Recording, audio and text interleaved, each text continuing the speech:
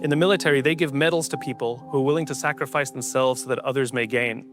In business, we give bonuses to people who are willing to sacrifice others so that we may gain. We have it backwards. Wouldn't you like to work in an organization in which you have the absolute confidence, the absolute knowledge that other people that you may or may not know who work in the same organization as you would be willing to sacrifice themselves so that you may survive? And I'm not talking about giving your life. We don't even like to give up credit. If you look at the human animal is like a machine. There are systems inside our bodies that are trying to get us to do things that are in the interest of the survival of the human animal. In a business, in a company, if you want people to do something, you offer them some sort of positive or negative incentive to direct the behavior, right? So if you want people to achieve a certain goal, you offer them a bonus if they achieve that goal, and they'll work towards that goal because they want the bonus. It's a very simple system. The human body works exactly the same way. Inside our bodies are chemicals that are trying to get us to do things that are in the best interest of us.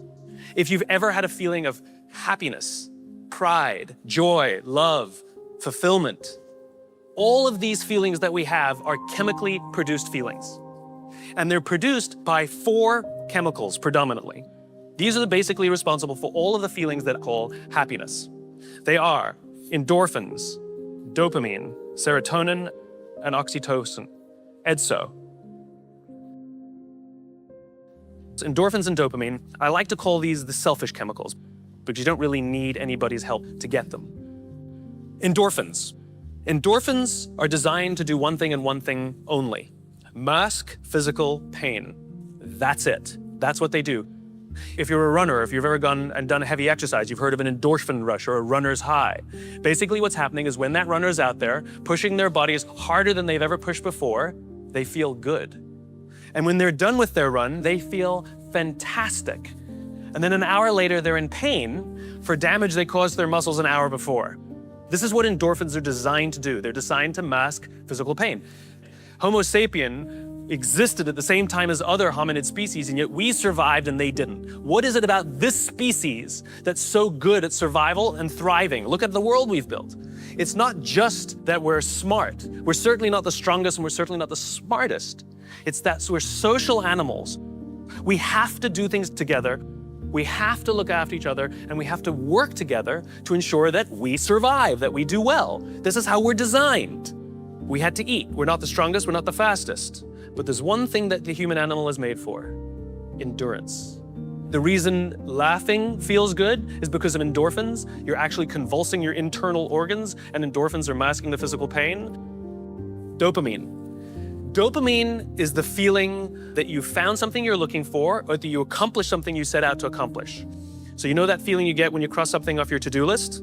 That's dopamine. It feels awesome. When you have a goal to hit and you achieve that goal, you're like, yes! You feel like you've won something, right? That's dopamine. The whole purpose of dopamine is to make sure that we get stuff done. We get dopamine when we eat, which is one of the reasons we like eating. And so when you see something that reminds you of something that feels good, we want to do the behavior that helps us get that feeling, right? So let's say you're out there going for a walk and you see an apple tree in the distance. You get a small hit of dopamine. And then what it does is it focuses us on our goals. And now we start walking towards the apple tree. And as the apple tree starts to get a little bigger, we feel like we're making progress. You get another little shot of dopamine and another little shot of dopamine until you get to the tree and you're like, yes! This is why we're told you must write down your goals. Your goals must be tangible. There's a biological reason for that. We're very, very visually oriented animals. You have to be able to see the goal for it to biologically stay focused. If you don't write down your goals, if you can't see your goals, it's very hard to get motivated, to get inspired. Just like I can't tell you, you will get a bonus if you achieve more. You're gonna ask me, how much more? I'm gonna say, more. Doesn't work. You need a tangible goal. You need a tangible goal, right? Here's a great vision. Martin Luther King, I have a dream that one day, little black children and little white children will play on the playground together and hold hands together. We can imagine that. We can set our sights on that. And every time we achieve a goal and achieve a metric and achieve a milestone that makes us feel like we're making progress to the vision we can see, we keep going and going and going until we achieve something remarkable. You have to be able to see it. Dopamine is highly, highly, highly addictive. Here's some other things that release dopamine: alcohol, nicotine, gambling, your cell phone, If you wake up in the morning and you crave a drink, you might be an alcoholic. Well, if you wake up in the morning, the first thing you do is check your phone before you even get out of bed, you might be an addict. We can also get addicted to performance in our companies, when all they do is give us numbers to hit, numbers to hit, numbers to hit, and a bonus you get, and a bonus you get, and a bonus you get. All they're doing is feeding us with dopamine, and we can't help ourselves. All we do is want more, more, more. It's no surprise that the banks destroyed the economy, because one of the things we know about dopamine addicts is they will do anything to get another hit, sometimes at the sacrifice of their own resources and their relationships. Ask any alcoholic, gambling addict, or drug addict. Ask them how their relationships are doing and if they've squandered any of their resources. It's an addiction. Dopamine is dangerous if it is unbalanced. It is hugely helpful when in a comfortable and balanced system, but when unbalanced, it's dangerous and it's destructive. Is the anthropological definition of what a leader is. Leadership is not a rank. Leadership is not a position. Leadership is a decision. Leadership is a choice. It has nothing to do with your position in the organization. If you decide to look after the person to the left of you and look after the person to the right of you, you have become a leader. It's your willingness to sacrifice yourself, not your life, maybe your credit, maybe your little time, maybe a little energy, maybe getting up from your desk and talking to somebody for 30 minutes instead of sending a 3-minute email. It's your willingness to sacrifice for someone, to hold that shield up so that they feel safe, that makes you a leader.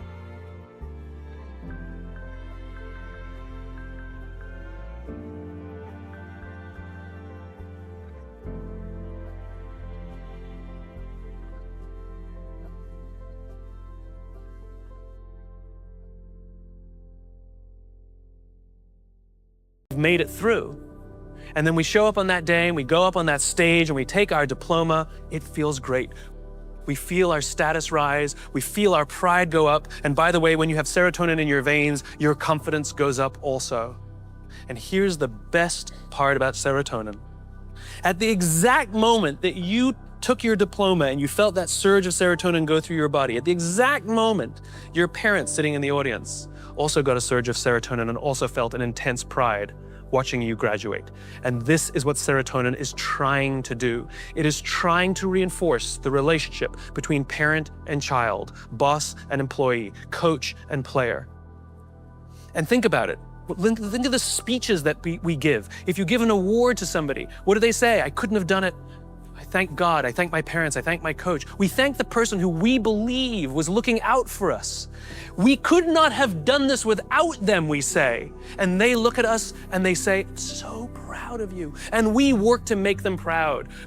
Great teams don't want to win the trophy. Great teams want to win one for the coach.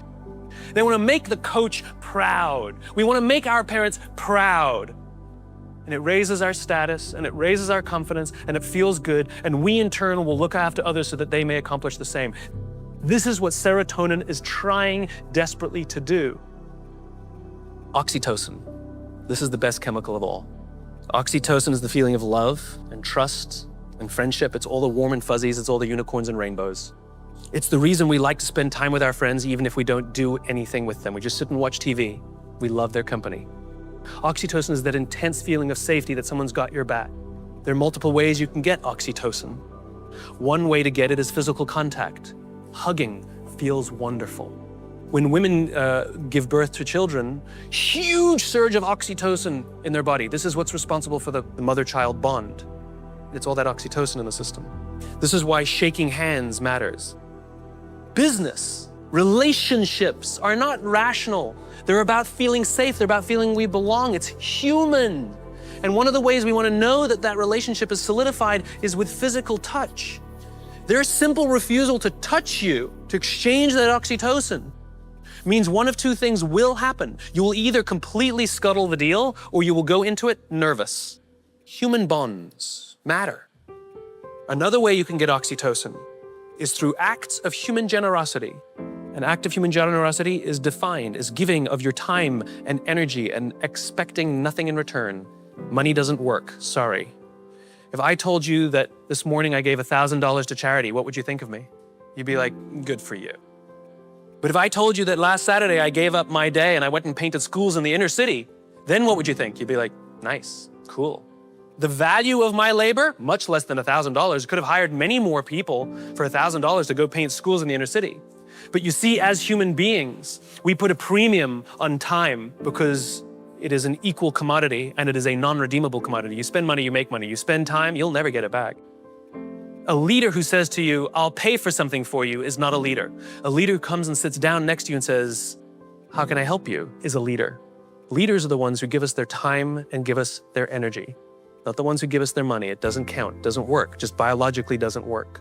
This is how you get oxytocin. Doing nice things for people that require that you sacrifice a little bit of time, a little bit of energy, something you will never get back. And if you expect something in return, then you weren't really giving in the first place. Lots of oxytocin in your body boosts your immune system. It makes you healthier. That's why happy people live longer. It's why couples live longer. Oxytocin, it actually is good for us.